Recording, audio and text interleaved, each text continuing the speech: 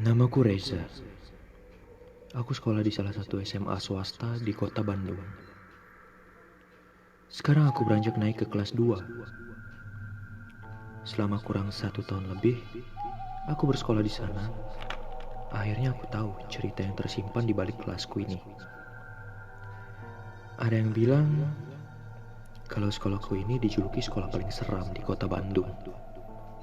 Karena ini juga sekolahku ini adalah tempat persimpangan makhluk halus. Awalnya aku tidak percaya sampai aku mengalaminya sendiri. Sekitar jam 5 sore, aku masih latihan basket di lapangan sekolah. Karena minggu depan akan ada turnamen antara SMA. Jadi sampai saat ini anak-anak basket latihan lebih lama daripada biasanya. Akhirnya sampai juga. Bro, aku ke kamar mandi duluan ya, kataku kepada teman-temanku. Aku berjalan tenang melewati lorong kelas yang sudah tampak gelap dan sepi. Setibanya di kamar mandi, aku gantungkan tasku dan mulai mandi.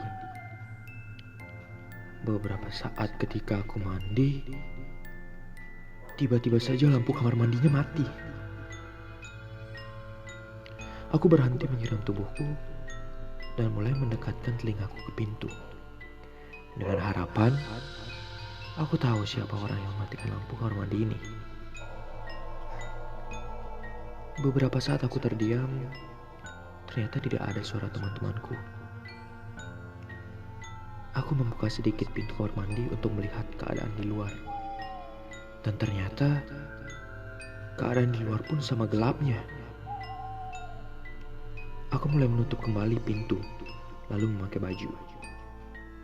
Aku berpikir lagi, aku teruskan mandi, sudah tahu tidak kondusif lagi. Ketika aku sudah memakai bajuku, aku menggeserkan tubuhku sedikit ke kanan, dan aku menginjak sesuatu. Ini seperti kaki seseorang. Lalu aku mulai mundur beberapa langkah menuju tembok. Dan di dalam kegelapan itu, aku seperti merasakan ada seseorang bersamaku. Aku segera mengambil tas yang aku gantungkan di belakang pintu.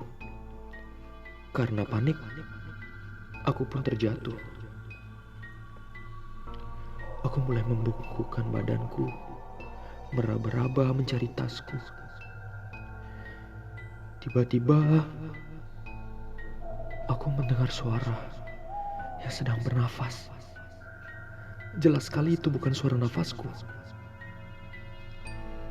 Hembusan nafas itu sangat kuat, dan badanku mulai merinding. Keringat dingin mulai bercucuran di keningku. Tanpa pikir panjang, aku ingin segera keluar dari sini. Aku mencari gagang pintu yang ada di sisi kiriku. Namun pintu kamar mandinya susah terbuka. Dan di belakangku, terasa sebuah angin dingin yang berhembus. Seperti meniupi pundakku. Suara hembusan nafas ini membuatku sangat takut. Aku memberanikan diri membalikkan tubuhku. Dan tidak ada siapa-siapa. Jantungku kini semakin berdegup kencang. Aku ingin berteriak memanggil teman-temanku, namun aku tidak bisa. Tubuhku sekarang menjadi kaku. Badanku sama sekali tidak bisa digerakkan. Dan tiba-tiba ada sesuatu yang bergerak-gerak di atas kepalaku. Sekarang aku merasakan ada sesuatu yang menyentuh rambutku. Sedikit demi sedikit. Dan kali ini teksturnya mulai terasa. Ini adalah rambut. Sebuah rambut yang sangat panjang dan menutupi wajahku. Sekuat tenaga aku berusaha memberontak. Namun seperti ada yang memeluk dari belakang dengan sangat keras. Aku semakin tidak bisa bergerak. Dan nafasku tidak bisa berjalan dengan lancar. Dan kali ini suara hembusan nafas itu terdengar jelas dari atas kepalaku. Aku mulai membaca doa di dalam hati sambil mengingat doa-doa yang aku hafal. Namun sulit sekali untuk mengeluarkan suara sampai akhirnya aku bisa bergerak. Dan ketika aku lihat ke atas, aku melihat sebuah wajah dengan mata yang sangat merah. Hanya beberapa detik saja aku melihat sosok itu. Dan tidak lama, sosok itu menghilang. Badanku yang kaku sudah bisa aku gerakkan. Dan aku segera berlari keluar. Di depan aku bertemu dengan teman-temanku yang sudah menunggu di pos satpam.